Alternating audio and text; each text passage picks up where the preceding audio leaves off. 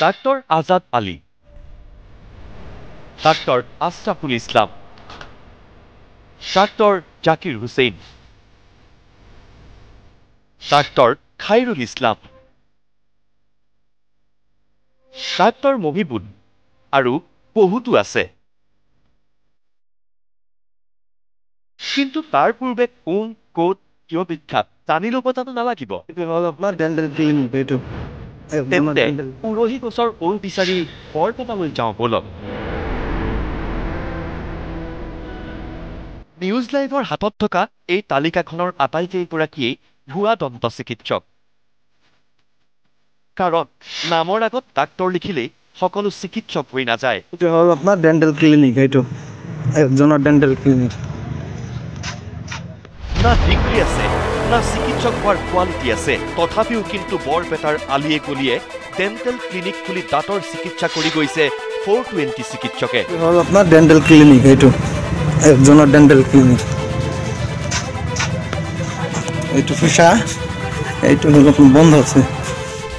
কাৰণ বৰপেটা জিলা প্ৰশাসন আৰু স্বাস্থ্য বিভাগ এতিয়া ধৃতৰাষ্ট্ৰ। কুম্ভকৰ্ণ নিদ্ৰাত মগন হৈ থকা দিয়াগুম বিভাগবোৰৰ বৰমূৰীয়াসকলৰ আশীৰ্বাদত ভুৱা চিকিৎসকৰ গেং বৰপেটা জিলাত উঠি ৰজা বহি ৰজা।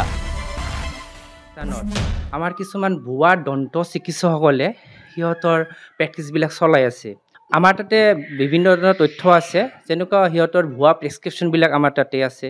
তাৰপিছত পেচেণ্টৰ থ্ৰুতে আমি গম পাইছোঁ, আৰু মানে সিহঁতে যিবিলাক ট্ৰিটমেণ্ট কৰে সেইটো চাই আমি গম পাওঁ। আমাৰ 17জন আমি অলৰেডি আমাৰ তাতে নামৰ তালিকা এখন আছে, তাতে জেহৰুল নামৰ আপুনি অলৰেডি আপোনাক অৱগত কৰাইছোঁ।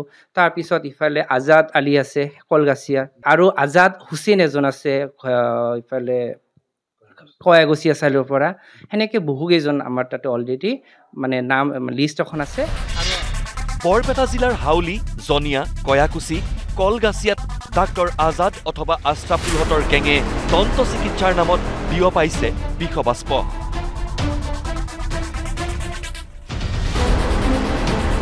উত্তৰ প্ৰদেশ, বিহাৰৰ চিকিৎসকৰ চাৰ্টিফিকেট ভাড়াত আনি কেৱল মুনাফাৰ স্বাৰ্থত দন্ত চিকিৎসাৰ বেপাৰ কৰিছে ভুৱা চিকিৎসকে।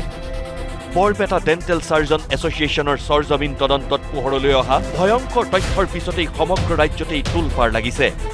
কাৰণ ভুৱা দন্ত চিকিৎসাৰ বেপাৰৰ বৰপেটা মাথো এটা উদাহৰণহে। গতিকে সাৱধান, আপোনাৰ অঞ্চলতো থাকিব পাৰে এনে 420 দন্ত চিকিৎসক। নিজে নিজে চেম্বাৰ খুলি বহি আছে।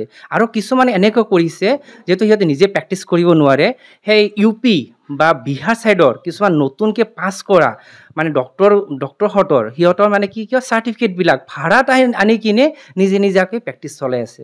এইটো আমাৰ কাৰণে বহুত মানে সদূৰ ভৱিষ্যতত, আৰু অলৰেডি আমি ফেচ কৰি আছোঁ, সেইটো আমাৰ জনস্বাস্থ্যৰ কাৰণে এক ভাবুকি সৃষ্টি কৰি আনিব।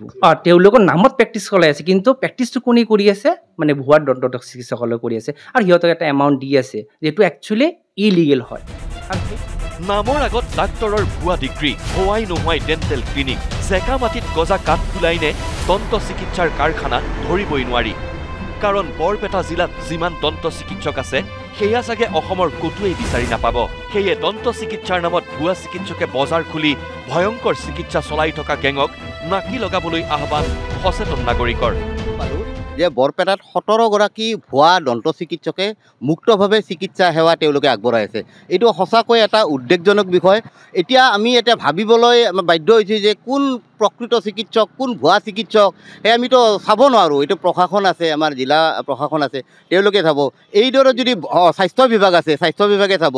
এইদৰে যদি তেওঁলোকে মুক্তভাৱে যদি ভুৱা চিকিৎসকে যদি চিকিৎসা সেৱা আগবঢ়াই আছে, এইটো নিশ্চয় উদ্বেগজনক বিষয়, আৰু আমাৰ স্বাস্থ্যৰ প্ৰতি প্ৰচণ্ড ভাবুকি বুলি আমি মানে ভাবিবলৈ বাধ্য হৈছোঁ। সাধাৰণ মানুহতো গম নাপায় যে কোনটো আচল কোনটো নকল।